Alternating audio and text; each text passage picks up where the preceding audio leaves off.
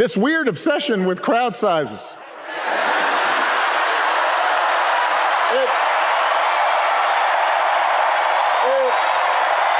People who will decide this election are asking a very simple question. Who will fight for me? Who's thinking about my future, about my children's future, about our future together?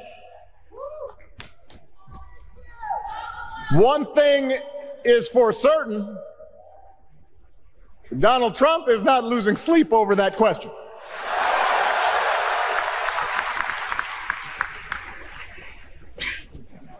Here's a 78-year-old billionaire who has not stopped whining about his problems since he rode down his golden escalator 9 years ago. It has been a constant stream of gripes and grievances that's actually been getting worse now that he's afraid of losing to Kamala. There's the childish nicknames, the crazy conspiracy theories, this weird obsession with crowd sizes.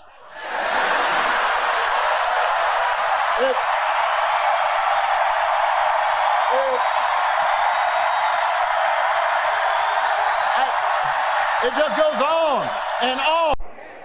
From a guy whose act has, let's face it, gotten pretty stale.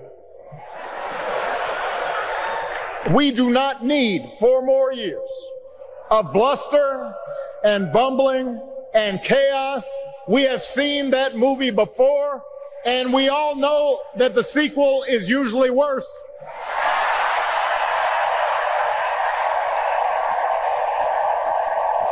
America's ready for a new chapter. America's ready for a better story. We are ready for a President Kamala Harris.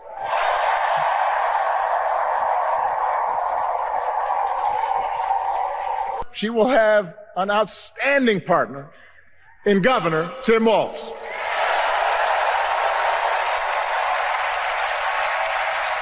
Let me tell you something. Let me tell you something. I love this guy. Tim is the kind of person who should be in politics. Born in a small town, served his country, taught kids, coached football, took care of his neighbors. He knows who he is, and he knows what's important. You can tell those flannel shirts he wears don't come from some political consultant. They come from his closet, and they have been through some stuff.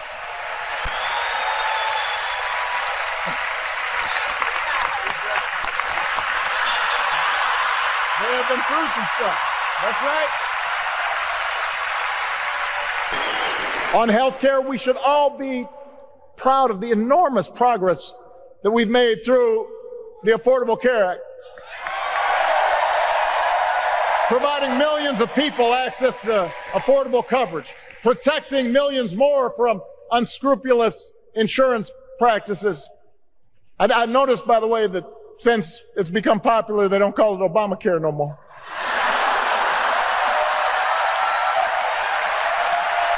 But pitch perfect comedic delivery. Former President Obama went there.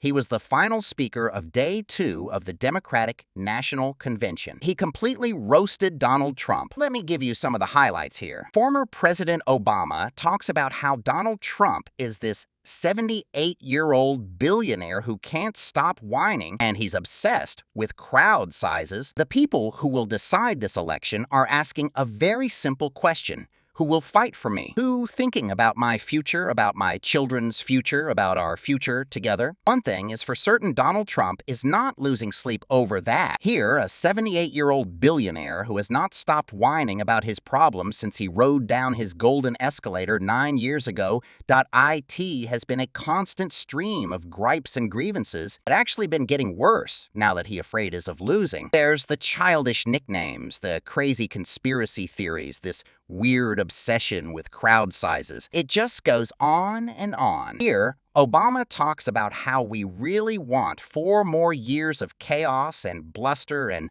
bumbling nonsense. But she also knows college shouldn't be the only ticket to the middle class. We need to follow the lead of governors like Tim Walz, who said, if you've got the skills and the drive, you shouldn't need a degree to work for state government.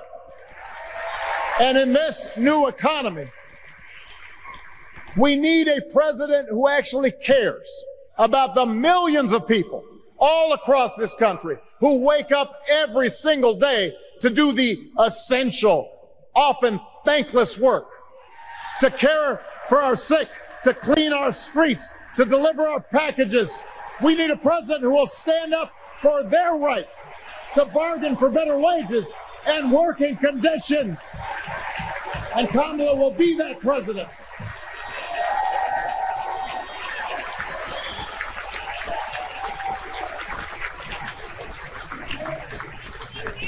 Yes, she can.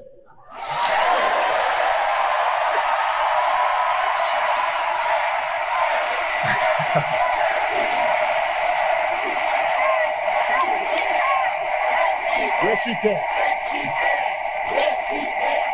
A Harris walks in.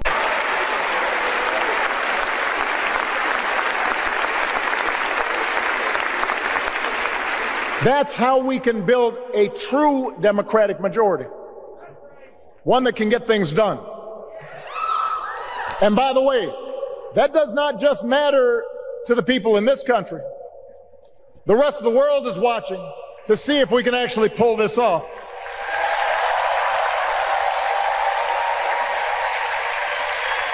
No nation, no society has ever tried to build a democracy as big and as diverse as ours before. One that includes people that over decades have come from every corner of the globe. One where our allegiances and our community are defined not by race or blood, but by a common creed. And that's why when we uphold our values, the world's a little brighter. When we don't, the world's a little dimmer. And dictators and autocrats feel emboldened. And over time, we become less safe. We shouldn't be the world's policemen, and we can't eradicate every cruelty and injustice in the world. But America can be and must be a force for good. Discouraging conflict, fighting disease, promoting human rights, protecting the planet from climate change, defending freedom, brokering peace. That's what Kamala Harris believes, and so do most Americans.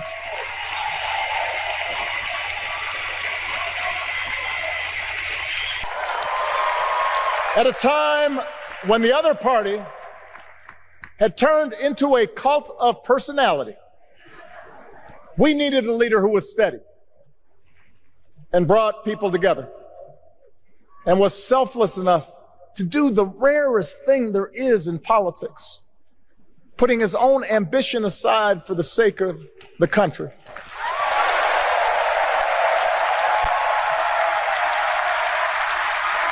History will remember Joe Biden as an outstanding president who defended democracy at a moment of great danger. And I am proud to call him my president, but I am even prouder to call him my friend.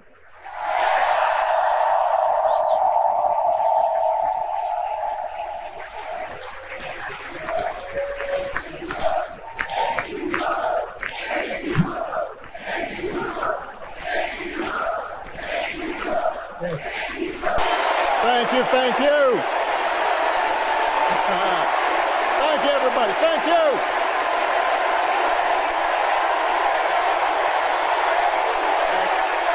Thank you. All right. That's enough. Thank you. Chicago,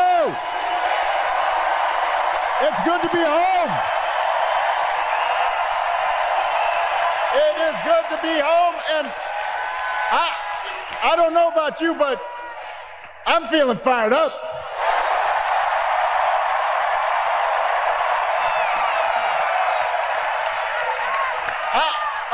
I am feeling ready to go.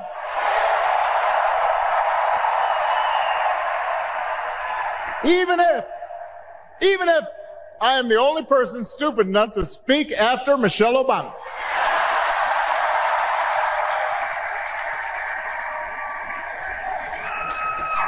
I am feeling hopeful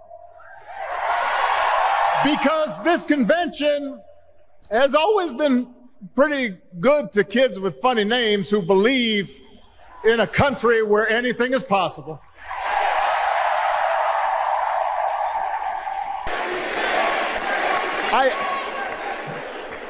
I know these ideas can feel pretty naive right now. We live in a time of such confusion and rancor, with a culture that puts a premium on things that don't last. Money, fame, status, likes.